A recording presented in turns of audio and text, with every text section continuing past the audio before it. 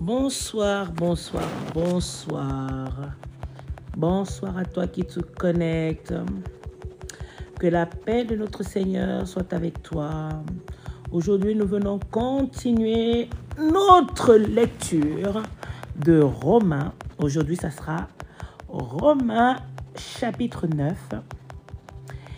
Et comment le Seigneur me conduira, s'il faut que je continue chapitre 10, je continuerai. Si on peut faire les deux chapitres, 9 et 10, ce serait super, en fonction de comment le Seigneur nous enseigne. Et je tiens aussi à vous informer que, je crois à la fin du mois, c'est bientôt, nous allons avoir un temps de prière pour le début du mois d'octobre.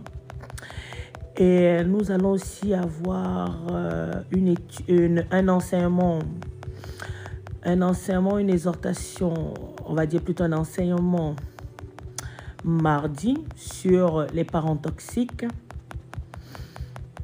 Et quoi d'autre? Si vous voulez avoir les autres lectures, les autres chapitres que nous avons faits, n'hésite pas à te connecter sur mon YouTube, Prophétesse Milone, où tu pourras avoir même l'épître, l'évangile selon Saint Jean, et le début aussi, on va dire à partir du chapitre 3, parce que celui du chapitre 1, chapitre 2 de Romains, le malin ne veut pas que je le publie, donc je n'arrive pas à le télécharger, malheureusement. Donc, tu peux avoir que à partir du chapitre 3, 4, 4, 5, 6, 7. Et par la grâce de Dieu, le 8, le 9 et le 10. Donc, et si tu as des questions, n'hésite pas à poser des questions. Bonsoir Mélanie. N'hésite pas à poser des questions, n'hésite pas à tapoter, à partager. Soyez un peu plus vivants, enfants de Dieu. Ne venez pas seulement vous connecter, regarder s'il y a des gens. Vous ne venez pas. Quand tu es né, tu n'es pas né avec quelqu'un, tu es né tout seul. Et quand tu partiras tout seul. Vous devez chercher votre salut. Ce n'est pas la quantité qui est importante, c'est la qualité. Dieu n'est pas venu pour tout le monde. Dieu connaît ses enfants. Dieu connaît ses brebis. Et c'est pour ces brebis qu'il est venu. Il faut donc sortir. Il faut donc sortir de la distraction. Mettre ta vie en ordre. Regardez en Jésus. Cherchez la connaissance. Et la connaissance vous affranchira. Je t'assure, mon frère, ma soeur, si tu prends le temps d'écouter ces études bibliques, tu seras tellement richement béni. Tu vas tellement apprendre des choses sur la parole de Dieu. Tout est écrit en noir et blanc. Tout est écrit en noir et blanc. Je peux te le dire. Tout est écrit en noir et blanc. Au lieu d'aller sur les débats, les choses qui n'ont pas de sens, les débats à la con. Nous ne sommes pas là pour faire des débats. Nous sommes là pour enseigner en tant que serviteurs de Dieu. Nous sommes là pour exhorter. Nous sommes là pour prier. Nous sommes là pour vous apporter la connaissance. C'est pour ça que nous sommes là. Dans les débats où on parle de Dieu ou je sais pas quoi là, machin, cherchez plutôt à vous nourrir d'enseignements, à des choses qui vous... Je vous dis, les réseaux sociaux sont pleins. Les réseaux sociaux sont pleins de faux prophètes. Ah oui, si je faisais des lives de prophétie, ah ça c'est sûr. Si je faisais des lives de prophétie, j'aurais déjà au moins 100 personnes. Mais je ne suis pas une voyante. Je ne suis pas une cartomancienne. Je ne suis pas une magicienne. Je suis juste une servante de Dieu, une domestique de Dieu, qui vient vous apporter la parole, qui vient vous apporter la connaissance, qui vient vous faire grandir. C'est tout ce que je viens faire. Donc, soit vous êtes disposé à recevoir la parole de Dieu, soit vous passez à côté de votre bénédiction. C'est aussi simple.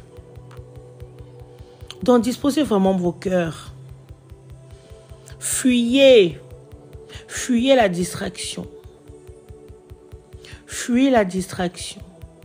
Fuyez les choses qui ne donnent pas gloire au Seigneur. Moi, je m'en fous qu'il y ait 1, 2, 3 personnes. Franchement, ce n'est pas ça qui est important pour moi. Ce qui est important pour moi, c'est de faire ce que le Seigneur m'a demandé de faire. Si je le fais, au moins, dans mon esprit, je suis tranquille. Qu'il y ait du monde, qu'il n'y ait pas du monde, ce n'est pas mon problème. Moi, devant mon Père, j'ai respecté ce qu'il m'a demandé de faire. Donc, nous allons commencer dans 5 minutes. En attendant, je t'invite à partager, à tapoter, à envoyer à quelqu'un qui a besoin de grandir spirituellement. Il y en a plein, là, vous êtes des bébés spirituels. C'est pour ça on vous arnaque facilement. On vous prend facilement parce que vous êtes des bébés spirituels. Vous ne grandissez pas. Vous êtes là comme si c'était la religion. La relation avec Dieu, ce n'est pas la religion. La relation avec Papa, c'est comment, cherchez comment vous approcher de lui. Cherche comment t'approcher de lui. Cherche comment lui plaire. Cherche comment marcher avec lui. C'est ce que tu dois chercher. Ce n'est pas la religion où on doit te faire réciter le Notre Père, le Je vous salue Marie et ainsi de suite. Ce n'est pas ça. Papa nous demande de créer une relation avec lui, d'être en relation avec lui. C'est d'apprendre à l'aimer. Il dit dans sa parole, fais de moi ton délice et je répondrai au désir de ton cœur. Avant que tu n'ouvres la bouche, il sait déjà ce que ton cœur désire. Mais en attendant qu'il réalise ce que ton cœur désire, il ne te demande qu'une seule chose, c'est de te rapprocher de lui. Il te demande qu'une seule chose, rapproche-toi de lui, aime-le, montre-lui qu'il est important. Il est celui-là qui est important dans ta vie. Il est celui-là qui te donne le souffle. Il est celui-là qui te donne le don. J'ai dit la grâce là. La grâce, c'est un don. Donc, si tu as la grâce là, dis-toi que c'est un don. Si tu es là aujourd'hui, ce soir avec nous, dis-toi que c'est un don. Dis-toi que c'est un don. Ce n'est pas tout le monde qui a cette grâce-là. D'être debout, d'être en forme, non. Ce n'est pas tout le monde. Tu as cette grâce-là parce qu'il a voulu, parce que c'est un don. Si tu écoutes ce message, je t'invite, mon frère, ma soeur, de vraiment sortir. Arrête de chercher, arrête de courir après les prophéties. Arrête de courir après des choses des débats à la con, des débats qui ne donnent pas gloire au Seigneur. Cherche à avoir la connaissance. Cherche à grandir spirituellement. Cherche. Quand tu viens te mettre sur mon live, je continue à dire chez moi, je ne suis pas là pour la quantité. Si vous venez pour la quantité de personnes, vous n'êtes pas sur le bon live.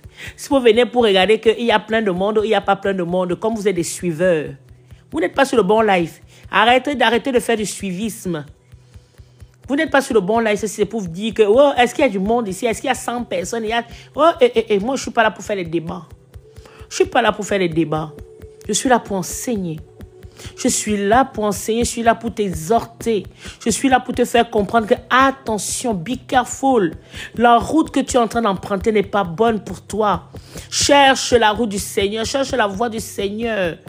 Cherche ce qui donne sens au Seigneur. Cherche comment aimer le Seigneur. Ce que je dis ne plaît pas. Ce n'est pas mon problème. La vérité pique, la vérité blesse. La vérité ne fait pas plaisir, mais elle est bonne. Elle fait grandir.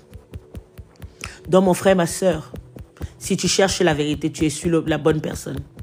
Tu es sur le bon live. Nous allons commencer dans 2 minutes notre lecture. Donc, en attendant, vous qui êtes connectés là, je crois qu'on est 6. On est 6 ou 5. Je vous invite à tapoter au lieu de me regarder tout simplement. Faites comme vous faites quand vous allez sur les lives à la con. Faites comme vous faites quand vous allez sur les lives qui ne donnent pas gloire au Seigneur. Tapotez. Partagez pour la gloire du Seigneur. Touchez les cœurs. Partagez à 1, 2, 3 personnes que vous savez que ça peut faire quelque chose. Le Seigneur nous dit, aimez-vous les uns les autres comme je vous ai aimé. Tu n'as pas besoin de savoir qui je suis pour m'aimer. Tu dois m'aimer parce que c'est la recommandation du Seigneur. Tu dois m'aimer parce que je suis toi. Si tu m'aimes, ça veut dire que tu aimes le Seigneur. Si tu m'aimes, ça veut dire que tu aimes le Seigneur. Si tu participes à cette lecture, ça veut dire que tu cherches la route du Seigneur. Tu cherches la voie du Seigneur. Donc nous allons commencer, nous allons confier ce temps au Seigneur afin qu'il règne, afin qu'il nous conduise pendant ce temps de lecture. Ce lecture, comme moi je dis toujours, cette lecture, la parole de Dieu, c'est une nourriture. Elle est plus bonne que la nourriture que tu t'embourbes tous les jours dedans. Le riz, la sauce tomate, toutes ces choses-là, les pâtes, tout ça. La nourriture que je vais te donner là, c'est une semence qui vient s'enraciner en toi. C'est une semence qui vient te sortir des ténèbres. C'est une semence qui vient ouvrir tes yeux pour que tu te rendes compte que l'endroit où tu es n'est pas le bon endroit. Ça vient te sortir tout simplement des choses qui ne donnent pas gloire au Seigneur. Éternel des armées, le roi des rois, le Messie des Messies, le Père d'Abraham, d'Isaac et de Jacob, papa. Je viens devant toi, Éternel des armées, papa, te confier ce temps de partage, papa.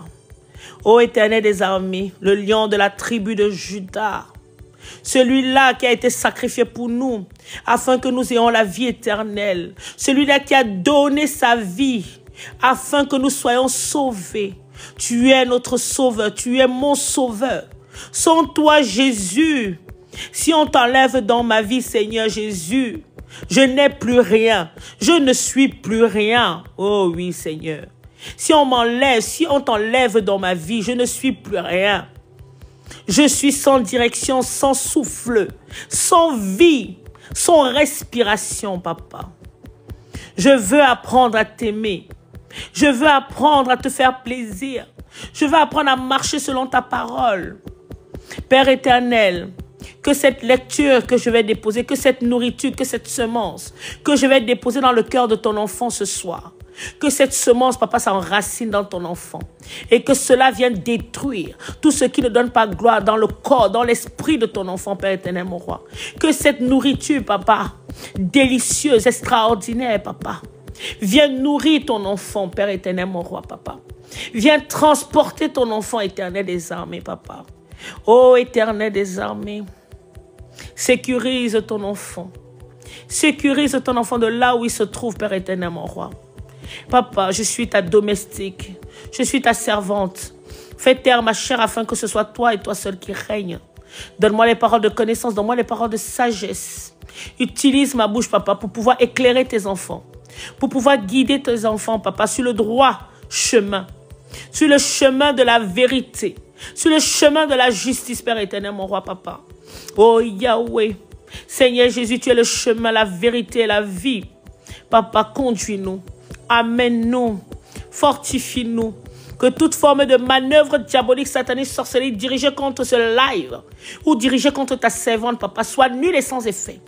Qu'il soit confondu, papa. Quiconque, Père éternel, papa, se mettra en travers de mon chemin pendant ce temps de partage, papa, pendant ce repas.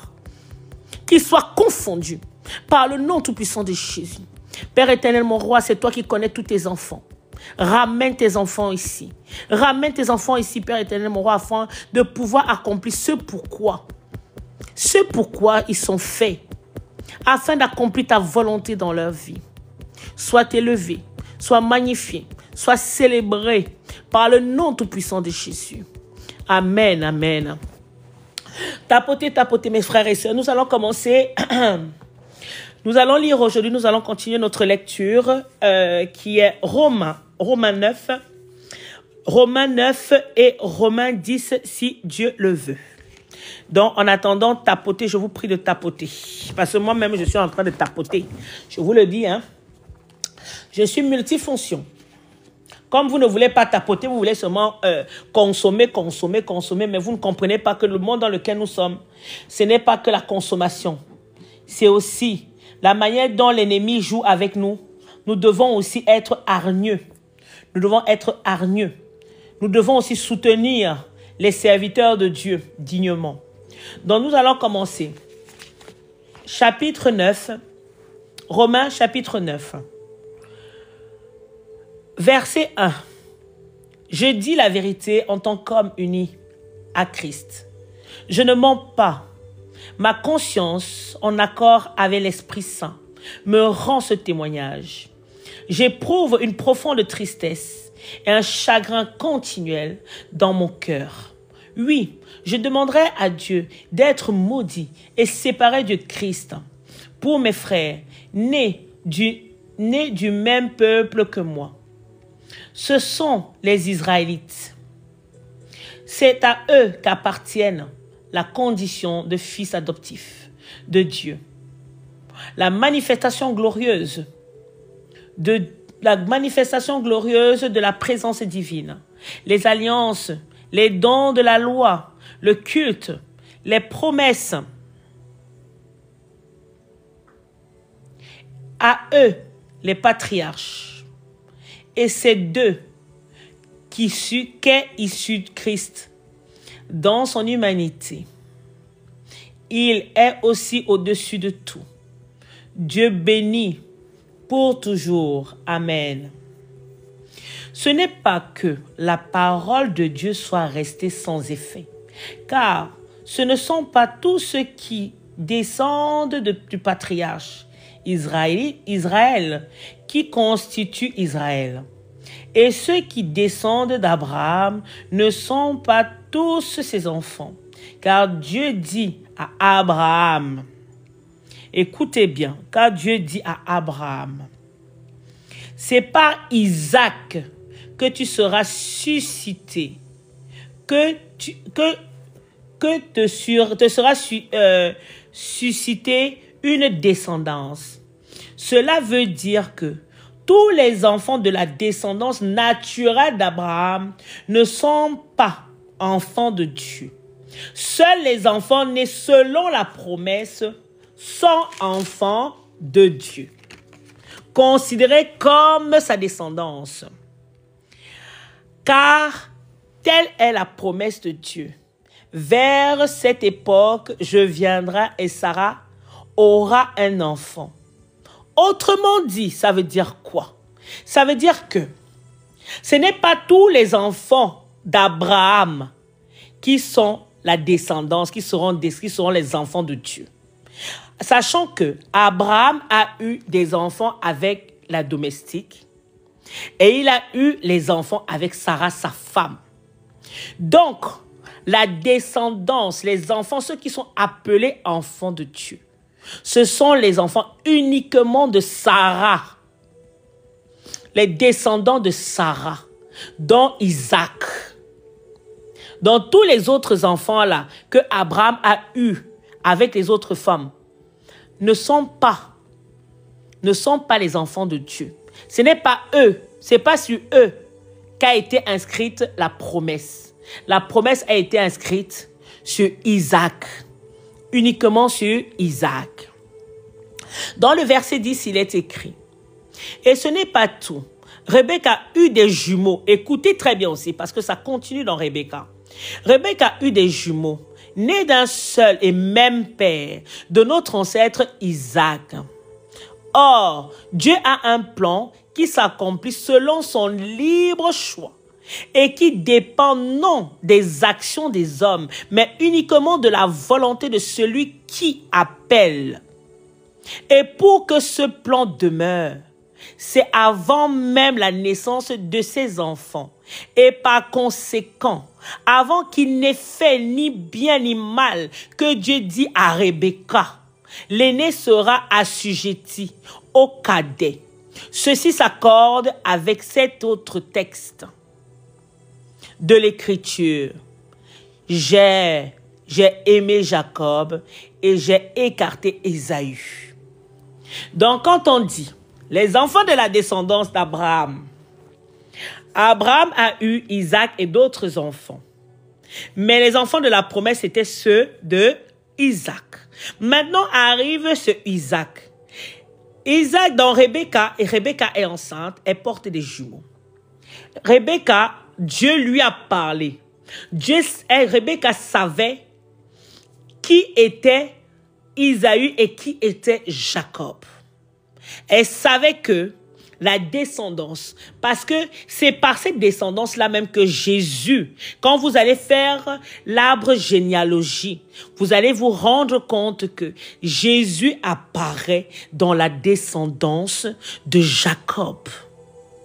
Daniel, Joseph, tous ces gens descendent, tous ces serviteurs de Dieu descendent directement de Jacob. Descendent directement de Jacob. C'est pour ça que mes frères et sœurs, il est très important de lire la parole de Dieu. Lisez la parole de Dieu comme on lit à un enfant. Écoutez-la tout simplement parce que cela vous permettra de comprendre beaucoup de choses. Donc, dans le verset 14, il est écrit, « Mais alors, que Dieu, que dire? Dieu serait-il injuste? Ah non, non, non. Loin de là, car il a dit à Moïse, « Je ferai grâce à qui veut faire grâce. J'aurai compassion à qui veut avoir compassion. Cela ne dépend donc ni de la volonté de l'homme, ni de ses efforts, mais de Dieu qui fait grâce. » Dans l'Écriture, Dieu dit à Pharaon, « Voici pourquoi je t'ai fait parvenir où tu es, pour montrer en toi ma puissance et pour que ma renommée se répande par toute la terre. » Dans verset 18, il est écrit, « Ainsi donc, Dieu fait grâce à qui il veut, et il endurcit qui il veut. » En parlant de Pharaon, Dieu a endurci le cœur de Pharaon pour montrer que c'était lui qui est au-dessus de toutes choses. Donc toi qui te lèves tous les jours là, tu crois que tu es trop fort, tu crois que comment dire ça? Tu crois que tu es trop dur parce que tu es en train de faire souffrir quelqu'un. Mais ce que tu ne sais pas, c'est que c'est Dieu qui t'utilise en fait. Dieu t'utilise pour pouvoir donner les leçons à ceux qui sont autour de toi. Dieu t'utilise comme Dieu a utilisé Pharaon. Moi, j'ai vécu cela à un certain moment de ma vie. Je me disais, mais Seigneur, c'est quoi? Je suis fatiguée, c'est quoi cette histoire-là même? C'est là que le Seigneur me fait lire l'histoire de Moïse. Et je suis tombée pile poil à l'endroit où il parlait de l'endurcissement du cœur de Pharaon. J'ai compris en fait que ce qui me faisait traverser à ce moment T précis, il voulait que je grandisse. Il voulait que je gère mieux ma colère, que je gère mieux mes émotions, pour que je sois moins ébranlée face à certaines situations. Et finalement, il a réussi. Quand j'ai passé ce cap, j'ai dit, hé Seigneur, à chaque fois que c'était dur, à chaque fois que je voyais comment l'autre personne en face de moi m'insultait, à chaque fois que je voyais que l'autre personne en face de moi m'humiliait, je disais, Seigneur, oh papa, tu es mon père, comment tu peux laisser ça? Comment tu peux laisser qu'on m'humilie? Comment tu peux laisser qu'on m'insulte? Comment tu peux laisser? Mais il n'arrêtait pas de me mettre à cœur. Souviens-toi du cœur de Pharaon. Comment j'ai endurci le cœur de Pharaon afin qu'il ne laisse point partir mon peuple. Souviens-toi. Je dis, papa, donne-moi la force. Donne-moi la force de comprendre cet enseignement. Donne-moi la force de comprendre cet enseignement. C'était dur, mes frères, mes sœurs. Mais tout ce que Dieu fait est bon. Tout ce que notre papa fait est bon. Parce que c'est le papa par excellence. Tout ce qu'il fait est bon. Peut-être dans ta vie, tu as quelqu'un qui est en train de te martyriser. Toi, ma sœur, tu as peut-être le père de tes enfants qui est en train de te martyriser. Tu ne comprends pas ce que tu as fait. Tu appelles à l'aide à ton père, mais ton père ne te répond pas. Ton père te répond. Il te répond, ma sœur. Il te répond, mais c'est juste que tu ne comprends pas. Tu ne comprends pas ce qu'il est en train de te dire. Il veut que tu grandisses. Il veut que tu comprennes. Il veut que cet esprit de colère que tu as en toi, que ces émotions qui te guident, que tu fasses taire ces émotions et que tu deviennes une femme d'esprit et non une femme de chair. C'est pareil pour toi, mon frère. Tu es dans un travail où tu te dis, mais qu'est-ce que mon patron me veut? Qu'est-ce que mon chef me veut? Qu'est-ce qu'il me veut? C'est quoi son problème? C'est quoi son problème? Seigneur, prends pitié de moi. J'essaie de bien faire mon travail, mais mon patron me met les bâtons dans les roues. Que puis-je faire? Le Seigneur, c'est lui qui endurcit le cœur de ton patron afin de te passer à un autre niveau, à un autre stade de vie. Il veut que tu fonctionnes. Il veut que tu arrêtes de fonctionner avec ta chair. Il veut que tu arrêtes de fonctionner avec ta chair. Il veut que tu prennes ta vie, que tu la lui confies. Il veut que tu prennes ta vie et que tu la lui confies tout simplement. Et que tu le laisses agir. Amen. Nous allons continuer dans le verset 19. Tu vas me dire pourquoi alors faut-il encore des reproches? Car qui n'a jamais pu résister à sa volonté? Mais qui es-tu donc toi, un homme pour critiquer Dieu? L'ouvrage demandera-t-il à l'ouvrier? Pourquoi m'as-tu fait ainsi? Le potier n'a-t-il pas le droit, à partir du même bloc d'argile, de fabriquer un pot d'usage noble et un autre pour l'usage courant? Et qu'as-tu à redire si Dieu, parce qu'il voulait montrer sa colère et faire connaître sa puissance, a supporté avec une immense patience ceux qui étaient les objets de sa colère, tout prêt pour la destruction. Verset 23. Oui, qu'as-tu à redire? Si Dieu agit ainsi pour manifester la richesse de sa gloire en faveur de ceux qui sont les objets de sa compassion, ceux qu'il a préparés d'avance pour la gloire, Dieu ne te fera jamais passer quelque chose que tu n'es pas capable, que tu n'es pas à mesure de supporter, comme il a fait à son peuple d'Israël. Il a fait passer ces épreuves à son peuple parce qu'il savait qu'ils étaient capables de supporter cela. Dieu ne te fera jamais passer quelque chose que tu n'es pas capable de supporter. Verset 24. C'est nous qui sommes les objets de sa compassion. Nous qu'il a appelés non seulement d'entre les Juifs, mais aussi d'entre les non-Juifs. C'est ce qu'il dit dans le livre de prophète Osée. Celui qui n'est pas mon peuple, je l'appellerai mon peuple. Celui qui n'est pas la bien-aimée, je la nommerai bien-aimée. Au lieu même où on leur avait dit, vous n'êtes pas mon peuple, on leur dira alors, vous êtes les enfants de Dieu vivant.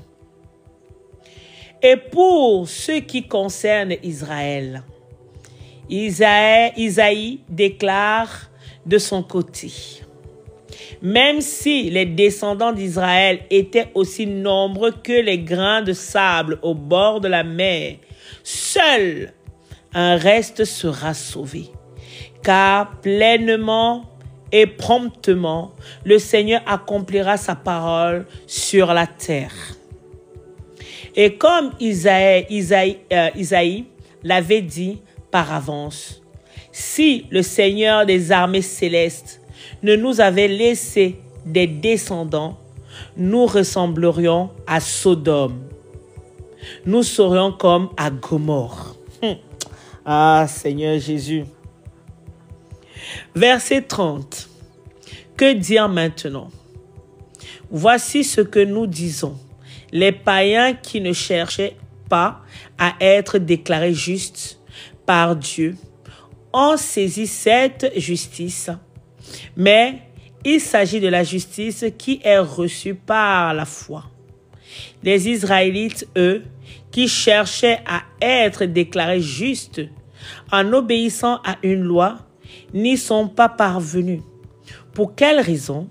Parce qu'ils ont cherché à être déclarés justes, non pas comptant sur la foi, mais comme si la justice pouvait provenir de la pratique de la loi.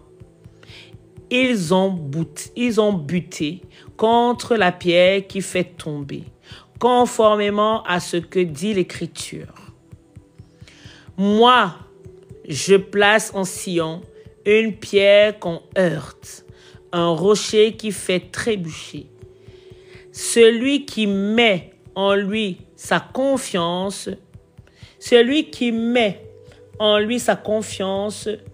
ne mettra jamais le déshonneur. Peuple de Dieu, c'est bien de marcher par la loi. Mais si tu marches par la loi sans la foi, tu vas te buter, tu vas te heurter et tu vas tomber. Après, il ne faut pas venir dire que tu marchais pour Dieu. Il faut avoir la foi. La foi, la conviction que ce que tu es en train de faire, c'est l'Esprit de Dieu qui te pousse à le faire. Il ne faut pas aller faire les choses pour faire bêtement, suivre tout simplement bêtement, marcher bêtement, après être trébuché et puis venir pleurer que oui, Jésus, je faisais pour toi. Tu ne faisais rien pour Jésus. Tu ne faisais rien pour Jésus. Nous allons continuer dans le chapitre 10. Nous allons continuer dans le chapitre 10. Frères et sœurs, je souhaite de tout mon cœur que les Israélites soient sauvés. Et c'est ce que je demande instantanément à Dieu dans mes prières. Car je leur rends ce témoignage. Ils ont un zèle ardent pour Dieu, mais il leur manque le discernement. En méconnaissant la manière dont Dieu déclare les hommes justes et en cherchant à être déclarés justes par leurs propres moyens, ils ne sont pas soumis à Dieu en acceptant le moyen par lequel il nous déclare justes. Car Christ a mis fin au régime de la loi pour que nous tous, ceux qui croient, soient déclarés justes. Voici en effet comment Moïse définit la justice qui précède de la loi.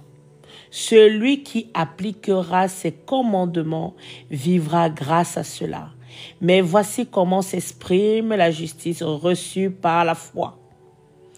Ne dis pas en toi-même qui montera au ciel, c'est en faire descendre Christ, ou bien qui descendra dans l'abîme, c'est faire remonter Christ d'entre les morts. Que dit-elle donc?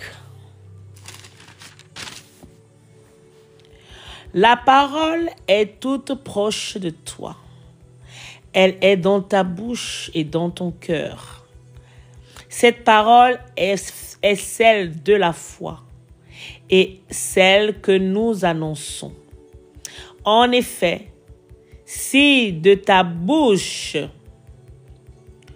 tu déclares que Jésus est Seigneur, et si dans ton cœur tu crois que Dieu l'a ressuscité, tu seras sauvé. Car celui qui croit dans son cœur, Dieu le déclare juste. Celui qui affirme de sa bouche, Dieu l'a sauvé. En effet, l'Écriture dit, Celui qui met en lui sa confiance ne connaîtra jamais le déshonneur. Ainsi, il n'y a pas de différence entre juifs et non-juifs, car tous ont le même Seigneur qui donne généreusement à tous ceux qui font appel à lui. En effet, il est écrit, tous ceux qui invoqueront le Seigneur seront sauvés. Verset 14. Mais comment feront-ils appel à lui s'ils n'ont pas cru en lui? Et comment croiront-ils en lui s'ils ne l'ont pas entendu? Et comment entendront-ils s'il n'y a personne pour leur annoncer? Et comment y aura-t-il des gens pour l'annoncer s'ils ne sont pas envoyés? Aussi est-il dit dans l'Écriture qu'ils sont beaux les pas de ceux qui annoncent de bonnes nouvelles. Mais malheureusement, tous n'ont pas obéi à cette bonne nouvelle. Isaïe déjà demandait, Seigneur, qui a cru à notre message? Donc, la foi naît du message que l'on entend. La foi naît du message que l'on entend. Excusez-moi. La foi naît du message que l'on entend.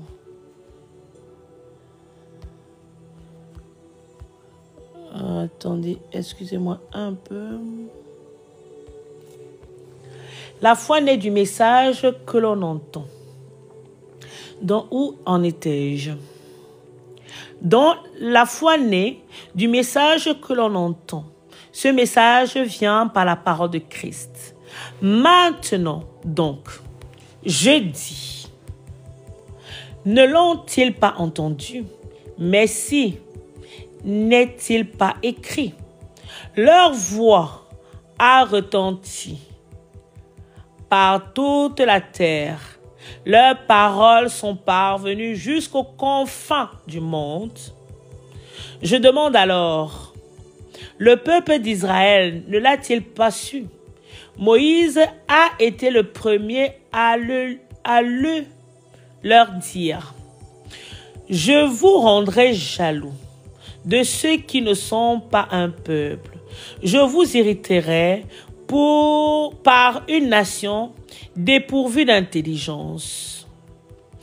Isaïe pousse même la hardiesse jusqu'à dire, j'ai été trouvé par ceux qui ne me cherchaient pas. Je me suis révélé à ceux qui ne se souciaient pas de moi.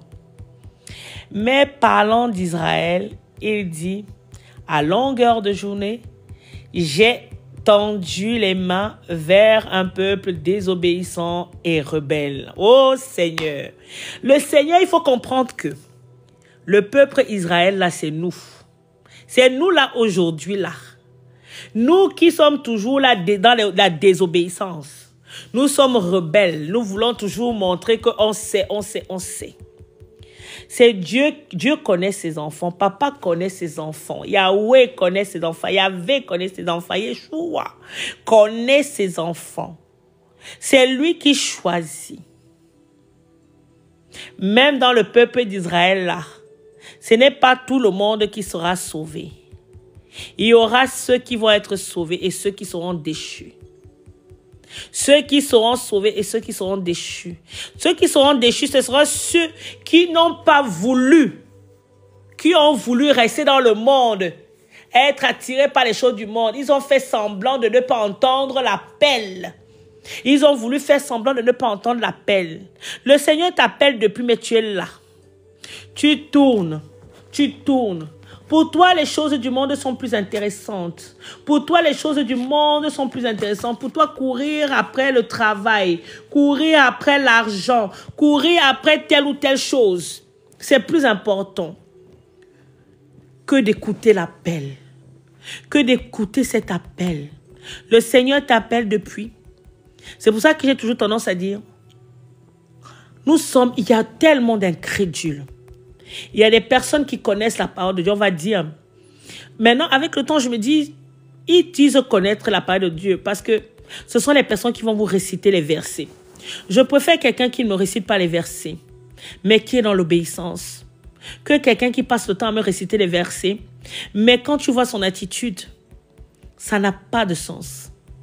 Ça n'a pas de sens, il ne marche pas selon la parole de Dieu. Celui qui reconnaît Jésus comme Seigneur et Sauveur de sa vie et qui marche dans l'obéissance et qui entend sa voix et qui a la foi, parce que la foi vient de ce qu'on entend.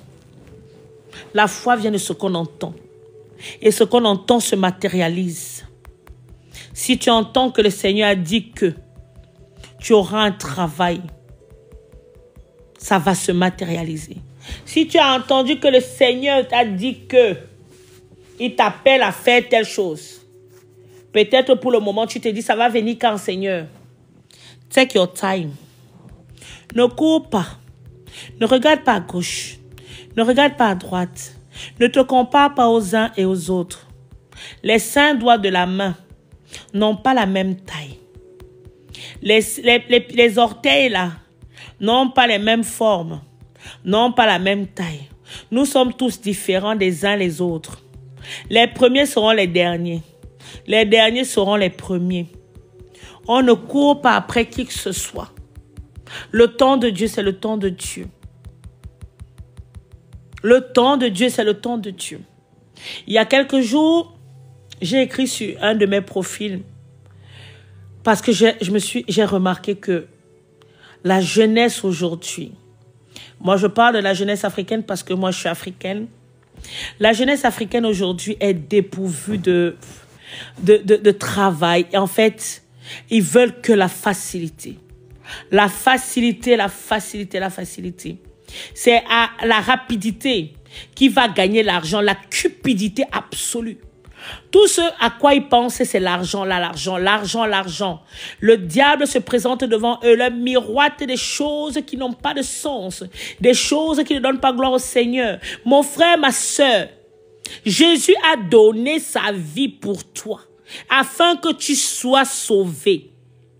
Qu'est-ce qui te prend d'aller faire des pactes avec le diable pour encore sacrifier ta vie, pour pouvoir vendre ta vie, pour pouvoir vendre ta progéniture, pour pouvoir vendre, je ne sais pas, tes parents? Pourquoi? Pour de l'argent. Au lieu d'attendre juste l'accomplissement, au lieu tout simplement de demander à papa, papa, que ta volonté s'accomplisse dans ma vie. Pourquoi tu ne t'assieds pas tout simplement? Tu sais que tu as fait des choses. Maintenant, tu as fait tout ce qu'il fallait faire. Maintenant, tu attends la manifestation du Seigneur. Tu attends que le Seigneur se manifeste parce qu'il a dit dans sa parole que tu mangeras la sueur de son front, de ton front. Ce n'est pas comme si tu es resté les bras croisés, tu n'as rien fait. Tu as fait tout ce qu'il fallait faire. Mais ça ne marchait pas parce que papa ne voulait pas que ça marche à ce moment-là. Qu'est-ce que tu en sais que à partir du mois d'octobre, ce sont tes bénédictions qui vont tomber de bénédiction en bénédiction? Qu'est-ce que tu en sais? Tu n'en sais rien. Tu veux aller tellement vite. Tu veux tellement aller vite que tu as pris ta vie. Tu as pris ta vie, tu passes ton temps à errer de prophète à prophète pour chercher les prophéties. De voyant en voyant, tu quittes même ici, tu vas prendre les savons d'onction, les huiles d'onction pour te laver. Wow, je veux telle chose pour pouvoir avancer dans le travail. Tu n'avanceras pas. Ce n'est qu'une illusion ce que tu vis. Ce n'est qu'une illusion. Peut-être aujourd'hui tu travailles de l'argent. Mais c'est de l'argent quoi? C'est de l'argent biaisé, c'est de l'argent qui n'a pas de sens, qui n'a pas de valeur. Parce que tôt ou tard, tu récolteras ce que tu as semé. On récolte toujours ce qu'on a semé. On récolte toujours ce qu'on a semé. Sois-en sûr. Jésus a coulé le sang pour toi. Jésus a coulé le sang pour toi. Pourquoi aller vouloir faire, oui, je veux le paraître, je veux qu'on me regarde aussi, je veux rouler dans une voiture, je veux porter les habits de marque, vanité des vanités. Vanité des vanités. Pourquoi chercher le matériel? Pourtant, papa, c'est lui qui a toutes ces choses-là. Il suffit juste d'attendre. Il y a des gens qui ont attendu, qui ont été patients. Ce n'était pas facile, mais quand le Seigneur a ouvert le robinet, ils ont été abondamment bénis. Jusqu'à ce que les gens ont commencé à dire que, oh, il a vendu, comme tout le monde vend maintenant son corps. Les gens, les woubi, il y a de plus en plus de woubi, de plus en plus de woubi. Pourquoi il y a de plus en plus de woubi? Parce que les hommes qui sont là aujourd'hui, ils ne veulent plus travailler. Ils ne veulent plus patienter. Ils ne veulent plus charbonner. La facilité, c'est d'aller donner son derrière. La facilité, c'est d'aller donner son derrière. De vendre son derrière. C'est de vendre ses bénédictions. Ce que tu vends là, c'est ta grâce que tu vends. Et l'ennemi a compris ça. L'ennemi a compris que tu aimes les choses qui brillent. Tu aimes les choses qu'on voit. Tu es capable de tout faire. Parce que tu veux voyager. Tu veux montrer que tu es arrivé. Tu veux montrer que tu es quelqu'un, mais en fait, tu n'es rien. Tu n'es rien. Tu n'es rien. Tu n'as pas demandé la volonté de Dieu. Tu t'es autoproclamé quelqu'un. Ce n'est pas toi qui t'autoproclame. C'est Dieu qui t'autoproclame. C'est Dieu qui te bénit. Quand Dieu te bénit, la bénédiction reste longtemps. Tu n'as rien à faire. Tu n'as personne à sacrifier. Tu n'as pas ta mère à sacrifier. Tu n'as pas tes enfants à sacrifier. Tu n'as pas ton orteil à sacrifier. Il n'y a pas une grosse blessure sur ton pied. On ne te demande pas de porter les bagues avec des yeux de serpent. On ne te demande pas de porter des bagues avec des yeux de vampire ou de sais pas quoi, avec des ossements humains. On ne te demande rien de tout cela. On te demande juste de continuer à respecter la parole de Dieu. Juste de continuer à marcher selon la parole de Dieu. Arrêtez de courir après la facilité. Arrête de courir après la facilité. Les gens veulent la facilité. Quitte à aller vendre leur corps. Parce qu'ils veulent l'argent rapide. L'argent facile. L'argent facile a un prix. Tout sur cette terre a un prix. Quand ça ne vient pas de Dieu, tout sur cette terre a un prix. Vous voyez les gens qui disparaissent pour rien comme ça. Vous avez des jeunes filles qui disparaissent, des bébés qui disparaissent, machin, des sacrifices de gauche à droite. Vous croyez que c'est pourquoi? Des occultistes, des sionistes, des magiciens, des sorciers. Tout ça parce que vous voulez la vie facile. Vous voulez la vie facile. La vie facile. La vie facile, la vie facile, c'est que ça qui vous attire. À quel moment vas-tu t'asseoir et tu dis que tu es chrétien? Tu dis que tu es chrétien. Mon frère, ma soeur, et tiens à te dire que tu n'es pas chrétien. Être chrétien, ça veut dire que tu as Christ en toi. C'est Christ qui vit en toi. C'est Christ qui te guide. C'est Christ qui te porte. C'est Christ qui t'amène à accomplir uniquement sa volonté. Réveille-toi. Sors des choses de ce monde. Arrête de chercher à plaire. Arrête de chercher à plaire uniquement à l'homme. C'est peine perdue. Arrête de seulement chercher à faire des habits, porter, filmer, mettre sur les réseaux sociaux, comment tu bois, comment tu portes ci, comment tu... Les hommes aujourd'hui, ils sont là. Les hommes aujourd'hui, tous, la majorité des hommes aujourd'hui, le derrière est foutu. Tous pratiquement des woubi. La majorité des hommes aujourd'hui, ce ne sont plus des hommes. Ce ne sont plus des hommes. Ce ne sont plus des hommes. Mères, éduquez vos enfants. Éduquez vos enfants de ne pas chercher toujours la facilité. De ne pas chercher la facilité, à chercher plutôt le royaume des cieux. Et laisser Dieu leur donner cette grâce-là, cette abondance-là. De ne pas toujours chercher le regard des gens, de plutôt chercher le regard de Dieu, de chercher l'approbation de Dieu. Parce que si tu continues à chercher le regard des hommes, tu continues à chercher l'approbation des gens, tu es mal barré. Il n'y a que des calculateurs. Le salaire, là, il y a un salaire qui se paye après toutes ces choses. Il y a un salaire. Parce que tout ce qui se passe sur cette terre, vous le récoltez sur cette terre. Tout ce que tu feras de mal comme de bien, tu le récolteras sur cette terre avant de partir. Ne crois pas que tu ne récolteras pas ce que tu as semé. Tu récolteras tout ce que tu as semé avant de partir sur cette terre. Et quand il y aura l'heure du jugement, tu diras pourquoi. Pourquoi tu as fait cela? Pourquoi tu as fait cela?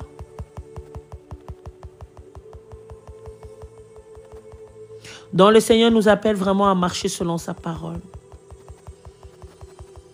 À vivre, comme on dit, si tu respectes la loi, si tu cherches la justice, marcher, si tu veux être déclaré juste, marche selon la parole. Marche selon la parole. Ne te déclare pas juste de toi-même. Ne cherche pas à être juste. Laisse le Seigneur dire que tu es juste. Laisse le Seigneur te conduire dans la vérité, dans la justice. Laisse le Seigneur t'amener là où il veut que tu sois.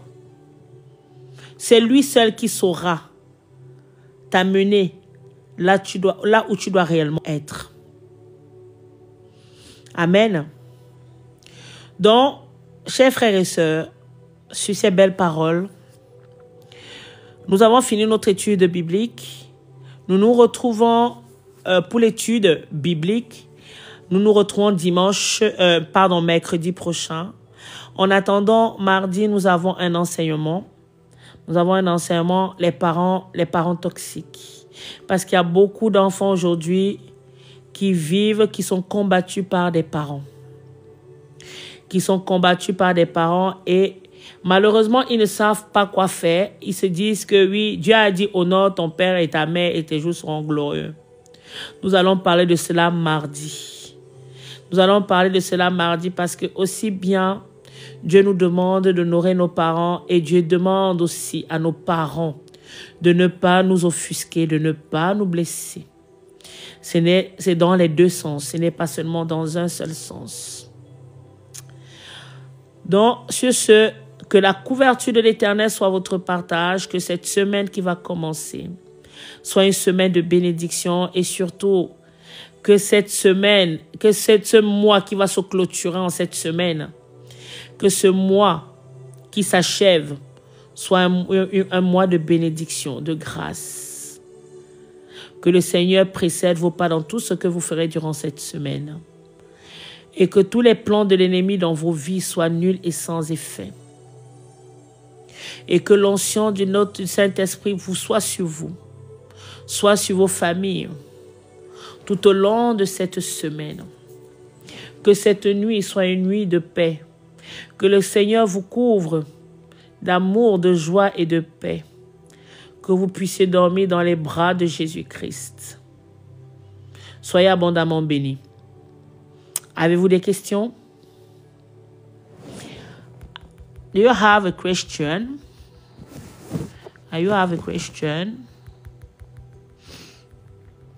Si vous n'avez pas de questions, comme d'habitude, vous n'avez pas de questions, vous ne parlez pas. On se retrouve dans ce cas mardi. Soyez abondamment bénis.